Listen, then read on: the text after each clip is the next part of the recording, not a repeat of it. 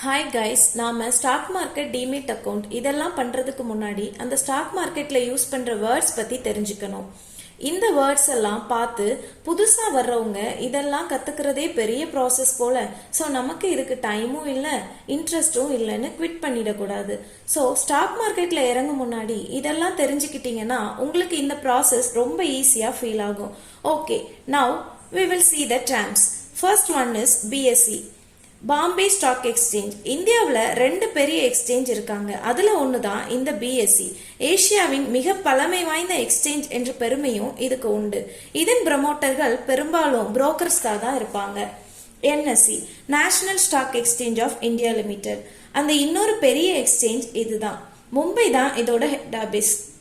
And நிறைய public limited, banks, companies and insurance companies and financial service கம்பெனிஸ்லாம் இது government பண்ற ஒரு இடமா தான் நினைக்கிறாங்க. பட் இல்ல, பல கவர்மெண்ட் கம்பெனி சேர்ந்து, அதாவது பார்ட்னர்ஷிப்போட நடத்துற ஒரு பிரைவேட் கம்பெனி தான் இது.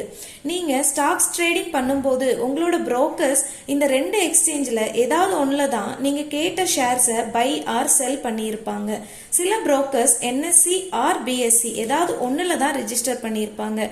பட் சில பெரிய புரோக்கர்ஸ் 2 எக்ஸ்சேஞ்ச்லயும் மெம்பர்ஸா இருப்பாங்க. அடுத்தது என்எஸ்டிஎல் ஆர் சிடிஎஸ்எல். இந்த ரெண்டுமே டெபாசிட்டரி கம்பெனிஸ். அதாவது நம்ம வாங்குற ஷேர்ஸ் ஆர் பாண்ட்ஸை பத்திரமா பாதுகாப்பது இந்த கம்பெனிஸோட வேலை. முன்னாடி பேப்பர் சர்டிபிகேட்டா இருந்ததில்ல, அதே மாதிரி இப்போ எலக்ட்ரானிக் வடிவத்தில் இருக்கிற இந்த ஷேர்ஸ் ஆர் பாண்ட்ஸை இந்த கம்பெனிஸ் பாதுகாத்துட்டு வராங்க. அடுத்தது டெபாசிட்டரி பார்ட்டிசிபென்ட், அதாவது டிபி. பொதுவா இன்வெஸ்டர்ஸ்க்கும் இந்த 2 கம்பெனிஸ்க்கும் மத்தியில இவர் செயல்படுவார். டிபினா வேற யாரும் இல்லைங்க, புரோக்கர்ஸ் தான். லைக் ஏஞ்சல் ஒன், க்ரோ, சிரோதா இவங்க தான் டிபியா செயல்படுறாங்க. புரோக்கர் ஸ்டாக் எக்ஸ்சேஞ்ச்ல மெம்பர்ஸா இருப்பாங்க. தனி நபரோ இல்ல partnership company or private limited or banks இவங்கள யாருனாலும் செபி உறுப்பினர் ஆகலாம். ஷேர்ஸை பை ஆர் செல் பண்ற இந்த 2 ப்ராசஸுமே புரோக்கர்ஸ் மூலமா தான் நடக்கும்.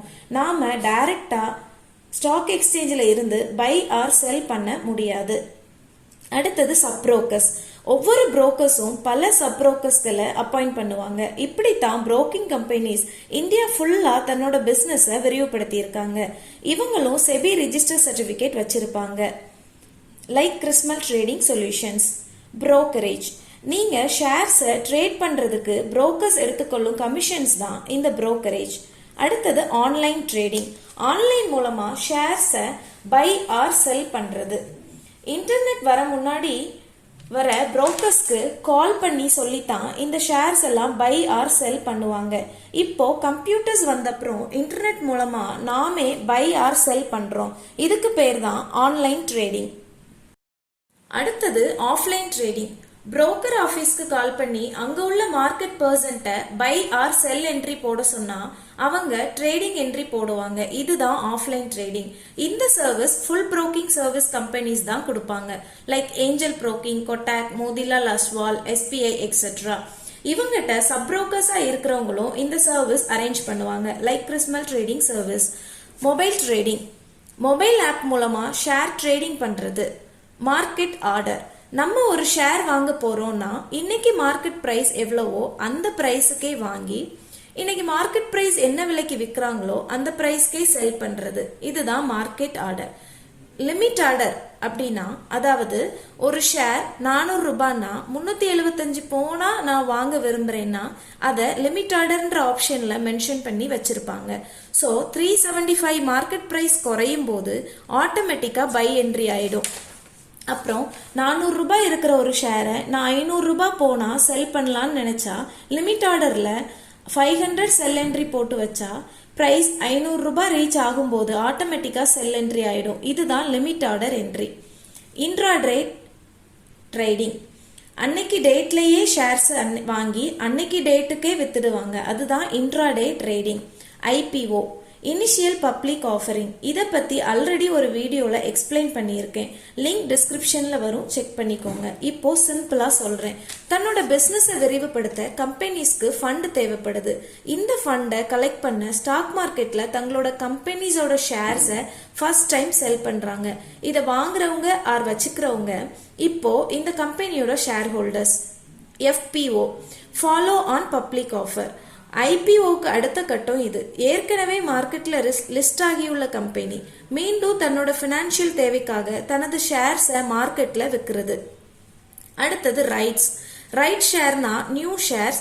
ஆல்ரெடி அவங்க கிட்ட எக்ஸிஸ்டிங் ஷேர் ஹோல்டர்ஸா இருக்கிறவங்களுக்கு மட்டும் இந்த ஷேர்ஸை செல் பண்றது. அத ரைட் இஷ்யூன்னு பிரபலமா சொல்லுவாங்க. இந்த ரைட் இஷ்யூ பண்ணும்போது த எக்ஸிஸ்டிங் ஷேர் ஹோல்டர்ஸால மட்டும்தான் இதுல பார்ட்டிசிபேட் பண்ண முடியும். அடுத்தது போனஸ். அதாவது ஆல்ரெடி ஒரு கம்பெனியோட ஷேர் வச்சிட்டு இருக்கிறவங்களுக்கு கம்பெனி அடிஷ்னலா ஒரு ஷேர் கொடுப்பாங்க. அதுக்கு எந்த காஸ்டும் இல்லாம கொடுப்பாங்க. ஃபார் எக்ஸாம்பிள், இப்போ ஒரு கம்பெனி 1:1 போனஸ்னு டிக்ளேர் பண்ணாங்கன்னா இந்த ஷேர் வச்சிருக்கிறவங்க எல்லாருக்கும் போனஸ் கிடைக்கும். அட் த சேம் டைம் ஒரு ஷேர் ஹோல்டர் 10 ஷேர்ஸ் வச்சிருக்காங்கன்னா அவருக்கு 10 bonus shares free. So 20 shares இப்போ வச்சிருப்பாரு. டிவிடெண்ட். அதாவது ஒரு கம்பெனியோட ஷேர்ஸை ஒருத்தர் வச்சிட்டு இருந்தாங்கன்னா அந்த கம்பெனி தன்னோட ப்ராஃபிட்டை போனஸா தன்னோட ஷேர் ஹோல்டர்ஸ்க்கு பிரிச்சு கொடுப்பாங்க. ஒரு கம்பெனியோட டிவிடெண்டை அந்த கம்பெனியோட போர்ட் ஆஃப் டைரக்டர்ஸ் தான் டிசைட் பண்றாங்க. அடுத்த டேர்ம் ஸ்பிளிட். அதாவது ஒரு கம்பெனி தன்னோட மார்க்கெட் வேல்யூ இன்க்ரீஸ் ஆகும் அப்படின்னு கான்ஃபிடென்டா இருக்கும்போது அவங்களுக்கு அடிஷ்னலா ஃபண்ட் தேவைப்படுதுன்னா இப்போ அவங்க ஷேர்ஸை ஸ்பிளிட் பண்ணி கொடுப்பாங்க. ஃபார் எக்ஸாம்பிள், 100 rupees வேல்யூ உள்ள ஷேர்ஸை உடைச்சி 20 rupees வேல்யூ ஷேர்ஸா 5 பங்குகளா கொடுப்பாங்க. இப்படி பண்ணும்போது அந்த ஷேர் பிரைஸ் குறையும், பட் ஷேரோட நம்பர்ஸ் கூடும். பட் இப்படி ஸ்பிளிட் பண்றதால உங்களோட இன்வெஸ்ட்மெண்ட் வேல்யூ சேஞ்ச் ஆகாது. செக்டார் இண்டஸ்ட்ரீஸ் அப்படின்னா ஒரே டைப் ஆஃப் பிசினஸ் பண்ற கம்பெனிஸை ஒரே செக்டாரை சேர்ந்த ஷேர்ஸ்னு சொல்றோம். அதாவது IT, automobile, electronics, capital goods, retail, telecom, bank et cetera இப்படி அடிக்கிட்டே போகலாம். அடுத்தது மார்க்கெட் கேபிட்டலைசேஷன். ஒரு கம்பெனியோட மொத்த பங்குகளின் ஷேர்ஸோட மார்க்கெட் வேல்யூ. அந்த கம்பெனியோட ஷேர்ஸ் பிரைஸ் ஏறினா இதோட வேல்யூ கூடும். ஷேர் பிரைஸ் குறைஞ்சா இந்த மார்க்கெட் வேல்யூவும் குறையும். ஸ்டாக் மார்க்கெட்ன்றது ஒரு ஜெயண்ட் ஆர் ஒரு large or mid or small cap கம்பெனிஸோட ஷேர்ஸோட மார்க்கெட் வேல்யூ பேஸ் பண்ணி தான் இந்த stock price up and down ஆகுது.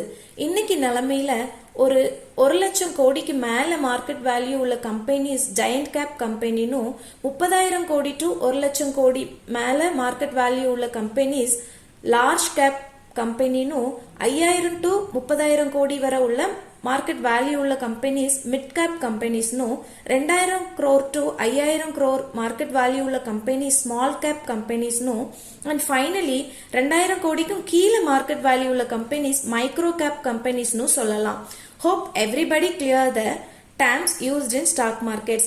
இந்த வீடியோ பிடிச்சிருந்தா லைக் பண்ணுங்க, ஷேர் பண்ணுங்க and சேனலை சப்ஸ்கிரைப் பண்ணுங்க. Thank you.